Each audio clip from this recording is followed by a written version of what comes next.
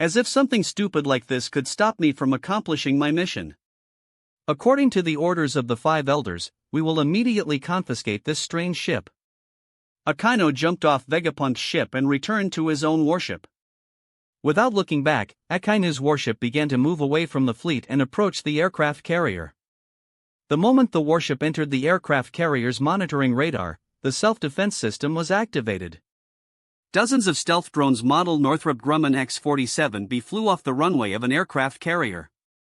The target, to destroy the enemy. Back on the Vegapunk ship, Shaka was the first to notice the anomaly because he was the only person who could see the aircraft carrier as if he were standing on it using highly advanced binoculars. Same for Vegapunk's projection, who was seeing what Shaka sees at the same time. This is not good. There are fighter planes on that aircraft carrier. It has an advanced self-defense system. Hurry up and tell Admiral Akainu to retreat. Since the world learned that Rob can use powers from other worlds, that day when he used the Ulquiorra template, the world was shocked at first, but then a terrifying assumption came into reality. Everything they saw in anime like HXH, Aote, Naruto, Demon Slayer, and manga like Bleach and Solo Leveling might come true the next day and appear in their world somehow because of Rob. What they were facing now was not far from it. They have already seen an aircraft carrier and fighter planes in the anime, HXH, so Vegapunk and the world government have some recorded information about this advanced technology. This is why Vegapunk was able to recognize it at first sight, unlike Akainu, who was by nature very impulsive and prefers to use force over his mind. Unfortunately, it was too late to retreat for Akainu, and his staff as his warship was already identified in the stealth bombing range. Even in the thick fog, the stealth aircraft's radars could very clearly identify the warship making its way toward the aircraft carrier. Akainu finally noticed something weird. The moment one of the stealth aircraft passed over the warship and a missile fell towards the ship at a speed that left Akainu by surprise. A second before the shell hits the warship, Akainu turns into magma to avoid too much damage. Boom! Boom! Boom! Without he realizing it, dozens of shells fell on the warship in succession, turning it into a ball of exploding flames in the middle of the sea. Without even a single sign of the attack starting, unlike Buster Call, which is crystal clear in the daytime. With an explosion force hundreds of times greater than that of the Buster Call, Akainu's ship was completely destroyed. All the Marines who were with him died. Only Vice Admiral Strawberry, who used his armament haki to protect himself, was able to survive and save Akainu from drowning in the sea. The majestic Admiral almost died at the hands of the drones. What a joke! The fleet's ships entered the stealth drone's radar and were designated as extermination targets as well. This is despite their trying to retreat. After Akainu woke up, he almost turned the ship he was on into magma because anger. Ryusei Kazan. His body turned into pure magma before unleashing his powerful technique, which he had recently mastered completely in the government-supervised special training course in the creation process of the 3 admirals. His fists turned into giant magma fists falling from the sky in the direction of the stealth aircrafts. It all happened suddenly, for stealth aircraft couldn't escape the giant magma fists and turned into exploding fireworks in the sky. Of the 10 stealth aircraft, only 6 remain. Boom! Boom! On the other hand, 7 warships of the fleet were destroyed, and they did not escape in time. Damn you, Akainu, didn't I tell you to stop? Why did you have go there? How are we going to escape from these planes? You idiot, if you destroy them all, more will come to destroy us all. We have to successfully retreat first. Shaka. Turn on protection system number 1, invisibility field. Understood. After the protection system was activated, electromagnetic waves emitted from the metal ship and included the entire fleeing fleet. The stealth aircraft's radar was jammed and lost its target. Eventually, the stealth aircrafts returned to the runway and the battle was over. The conceited admiral couldn't even get close to the aircraft carrier, let alone capture it. The next day, the much-awaited 5th volume of the manhwa was released. Solo Leveling, which caused a huge wave of enthusiasm among the hunters and those interested in this story of dungeons and magical monsters. In the past months, readers have followed Sung Jin Woo's daily routine of strengthening himself with enthusiasm.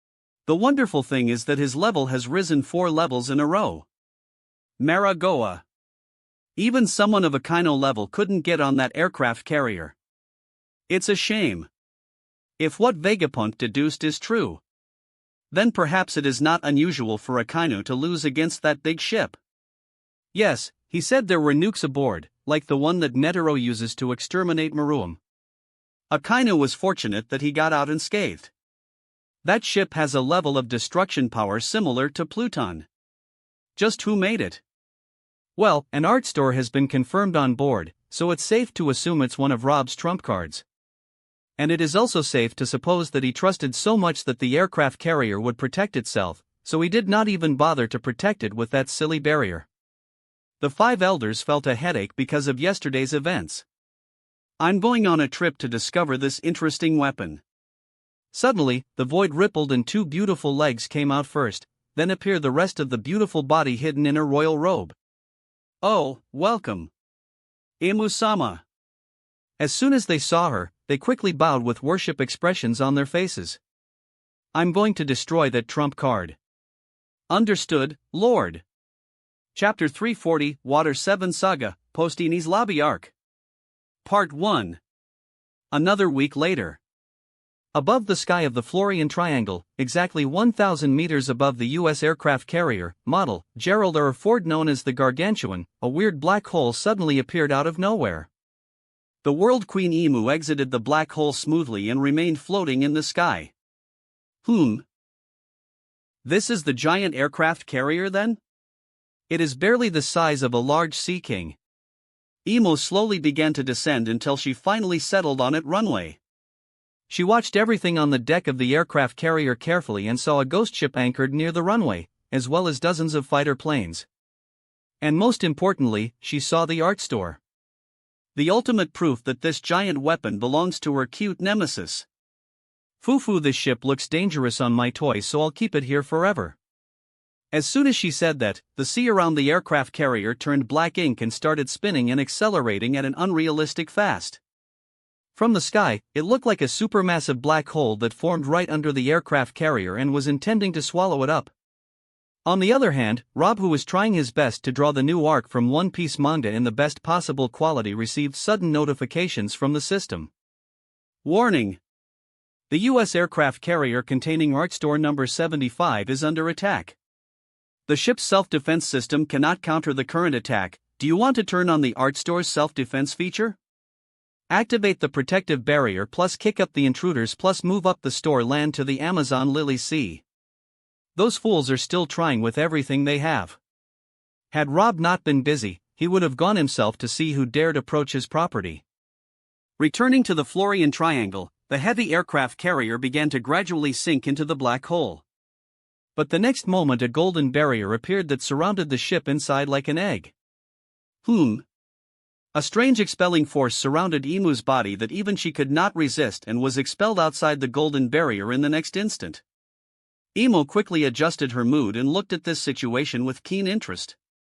Has the art store started taking action? That's why she never wanted to enter that silly art store. She had an instinctive sense of danger from that building every time she approached it. As if the moment she enters it, her life will not remain her own, but will become like a lamb waiting to be slaughtered. Really weird, but that's how she felt. Suddenly, the inky seawater that had touched the golden barrier began to evaporate strangely. The black hole couldn't continue swallowing up the aircraft carrier as easily as it had before the golden barrier appeared. Emu pointed her finger in the direction of the golden barrier. When she nearly tried a tremendous move to crush the golden barrier, the aircraft carrier and the barrier around it disappeared completely. As if it had never existed before. It just disappeared without any sign that will happen. That's fun. Fu. She came here to destroy this weapon, but she didn't destroy it. No, she couldn't. Finally, there was something in this world that she failed to destroy. If that wasn't fun, what would it be? Another week has passed. And since the last volume of the amazing One Piece manga was released, a full month has passed. Today was the expected day. The day that is always the longest of the month.